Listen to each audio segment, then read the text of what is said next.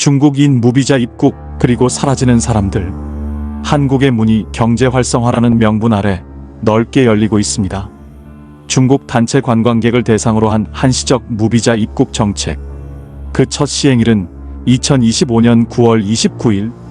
관광 활성화, 경제 회복.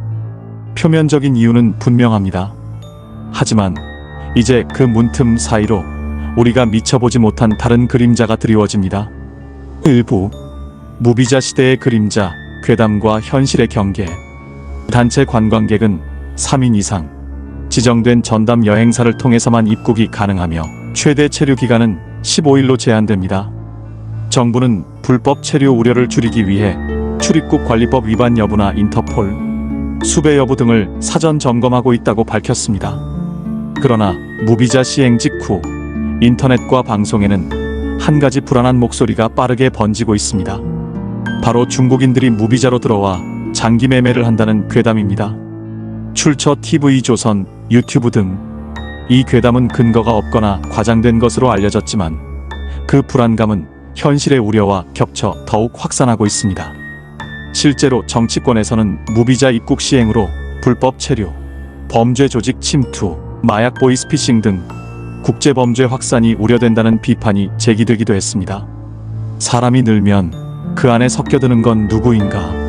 관광이 늘면 위험도 따라오는 건 아닐까? 이 질문은 공포가 아닌 경계의 목소리입니다. 2부 대한민국 실종 통계의 민낯과 사라진 사람들. 통계는 경고합니다. 대한민국에서 해마다 7만 명 이상의 성인이 실종 신고됩니다. 출처 경찰청 통계, 경기일보 등 아동장애인 치매 환자까지 합치면 매일 180명 가까운 사람들이 흔적을 감춥니다. 그 중에는 단순 가출이나 사고도 있지만 1천여 명은 끝내 사고와 범죄에 노출돼 사망합니다. 2.1. 인신매매의 다양한 얼굴. 실종의 배경은 점점 복잡해지고 다양해지고 있습니다.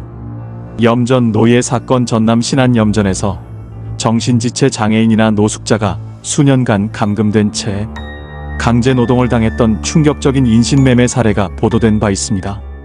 외국인 여성 강제 성매매. 과거 E-6 예술응행 비자를 이용해 한국에 입국한 외국인 여성들이 외국인 관광클럽 등지에서 성매매를 강요당하고 인권이 유린당한 사례도 수사기관의 단속으로 밝혀진 바 있습니다. 출처 한국 인신매매 현황과 대책보고서. SNS 납치 미끼. 최근 들어 고수익 알바, 해외 취업 광고로 위장한 SNS 납치 미끼 광고가 급증하며 젊은 층을 대상으로 한 신종 인신매매 수법이 경계를 요하고 있습니다. 2.2. 해외에서 사라지는 한국인들. 국내뿐만이 아닙니다. 해외에서 한국인이 행방불명되는 사건도 끊이지 않습니다. 일본 배낭여행객 실종. 2023년 일본으로 배낭여행을 떠났던 20대 남성 윤세준 씨가 실종돼 장기 미제 사건으로 남아 있습니다. 미국 가족 실종. 미국 그랜드 캐니언 근처 고속도로에서 여행 중이던 한국인 가족 3명이 차량과 함께 실종되는 안타까운 사건도 있었습니다. 동남아 납치. 최근에는 동남아시아에서 고액 일자리를 미끼로 한국인을 유인한 뒤 보이스피싱이나 불법 인터넷 도박 조직에 감금하고 강제 노동을 시키는 국제범죄가 잇따라 발생하고 있습니다. 이처럼 사라지는 사람들은 단순한 통계 숫자가 아니라 인신매매를 포함한 각종 범죄의 취약성을 보여주는 잔인한 현실입니다. 3부 장기밀매의 국제적 그림자. 교차로에 선 한국. 장기밀매는 전 세계적으로 최고 이윤의 범죄 중 하나로 꼽히며 UN과 WHO는 이를 인신매매의 중대한 형태로 규정하고 있습니다. 불법적으로 거래되는 신장의 이식 비용은 수천만 원에 달하며 그 이익의 상당 부분이 알선 브로커에게 돌아갑니다. 3.1. 국제범죄 조직과 연결고리. 일부 국제보고서에서는 중국 내에서 발생한 수감자나 소수민족의 장기 강제 적출 의혹이 UN 특별보고관에 의해 언급된 바 있습니다. 중국 정부는 이를 부인하고 있습니다. 또한 중국 국적의 폭력단이 파키스탄 현지인을 인신매매한 혐의로 체포되는 등 국제적인 인신매매 및 불법 조직 운영 사례는 실제 보고되고 있습니다. 이러한 불법 구조가 무비자 관광이라는 새로운 경로를 통해 한국 땅으로 흘러들어올 가능성에 대한 우려가 제기되는 것입니다. 4부. 실제 가능한 위험 시나리오 허술한 틈을 노리는 범죄. 무비자 입국과 단체 관광객이라는 특성은 범죄 조직에게 허술한 관리의 틈을 제공할 수 있습니다.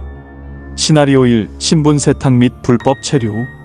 단체 관광객 명단에 실제 관광 목적이 아닌 사람을 끼워 넣습니다.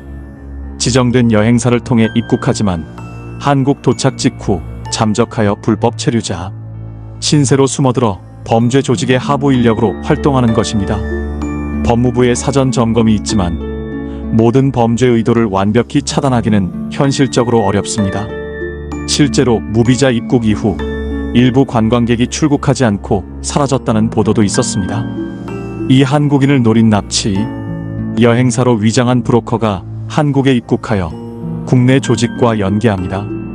이들은 단기 고수익 알바나 해외 유학, 설명회 등을 미끼로 한국인을 유인한 뒤 불법 수술이나 납치 감금을 시도할 수 있습니다. 특히 외국 국적의 인물이 국내에서 벌인 범죄는 수사와 공조에 더 큰 어려움을 겪을 수 있습니다. 시나리오 3. 의료 관광을 위장한 장기 압박. 관광 중 무료 건강검진을 제한하거나 간단한 혈액검사를 핑계로 개인의 신체 및 건강 정보를 수집할 수 있습니다. 이는 장기 이식 대기자와의 매칭을 시도하는 브로커 조직에게 흘러들어갈 위험이 있습니다. 5부. 방어를 위한 경계 신호. 우리 스스로 지켜야 할 것. 공포에 압도될 필요는 없습니다. 다만 정확한 경계가 필요합니다. 스스로를 방어할 수 있는 신호를 기억하십시오. 불필요한 신체 정보 요구. 신체 검사를 이유로 혈액, 소변 등 민감 정보를 지나치게 자세히 요구할 때, 비현실적인 금전 제한. 짧은 기간의 비정상적인 고액 현금을 제한하거나 비탄감을 언급하며 은밀한 협조를 요구할 때, 여행 일정 강제 변경 및 고립. 정해진 관광 일정을 급작스럽게 변경하거나 외부와의 연락을 끊고 특정 장소에 머물도록 강요할 때, 불명확한 계약서나 서류의 내용을 정확히 통역하거나 보여주지 않고 서명을 종용할 때, 신분 변경 유도 여권이나 신분증을 여행사나 브로커가 임의로 보관하려 할 때, 이러한 상황은 단순한 불친절이 아닌 경고 신호입니다. 즉시 한국관광공사, 경찰 112 혹은 외교부 영사, 콜센터에 신고해야 합니다. 6부. 결론. 무관심이 아닌 정확한 감각. 무비자 정책 자체는 경제와 교류를 위한 제도입니다. 하지만 그 틈을 노리는 국제범죄 조직과 인신매매 브로커는 늘 존재합니다.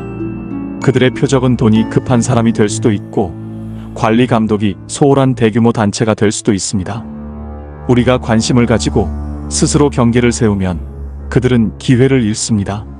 사람이 사라진다는 것, 그건 단순한 사건이 아니라 우리 사회의 감각이 무뎌졌다는 신호일 수 있습니다. 오늘 그 경계를 다시 세우고 작은 신호에도 주목해야 할 때입니다. 이것은 현실의 경계선입니다. 공포가 아니라 정확한 경계가 범죄의 숨통을 끊을 수 있습니다. 이상은 무비자와 사라지는 사람들에 대한 깊은 경계의 이야기였습니다. 6부. 진짜 위험은 어디에 있는가? 무비자 정책 자체가 문제는 아닙니다. 문제는 그 틈을 노리는 사람들입니다. 여행사로 위장한 알선업자, 검진센터로 위장한 브로커, SNS로 사람을 유인하는 가짜 기업들. 그들은 돈이 급한 사람 혹은 외국인 단체를 타깃으로 삼습니다. 간단한 검사만 하자, 건강검진비는 무료다, 조금만 협조하면 큰 돈을 벌 수 있다. 그 말 한마디가 시작일 수 있습니다. 7부. 방어를 위한 신호들. 이건 꼭 기억하세요. 신체 검사를 이유로 혈액을 요구할 때, 일정 변경을 숨기려 할 때, 현금 제한이나 비탄감을 언급할 때, 계약서나 통역을 거부할 때, 연락이 단절되고 위치를 숨길 때, 그건 경고 신호입니다. 지금 바로 신고해야 하는 순간이기도 합니다. 8부. 결론. 공포가 아닌 경계. 무비자는 관광을 위한 제도입니다. 그러나 경계는 언제나 필요합니다. 실종자 숫자, 장기 밀매의 그림자, 사라지는 사람들의 이야기, 그 모든 것을 하나로 엮는 단어는 무관심입니다. 우리가 관심을 가지면 그들은 기회를 잃습니다. 공포가 아니라 정확한 경계가 범죄의 숨통을 끊습니다. 엔딩 여운이 남는 톤. 이것은 음모론이 아닙니다. 이것은 현실의 경계선입니다. 사람이 사라진다는 것. 그건 단순한 사건이 아니라 사회의 감각이 무뎌졌다는 신호입니다. 오늘 우리는 중국인 무비자 입국을 바라보면서 가슴 한편이 반갑지만은 않습니다. 오히려 가슴 한편이 왜 이렇게 답답할까요? 형님, 누님들 좋아요와 구독을 부탁드립니다. 이상은 기묘한 이야기였습니다.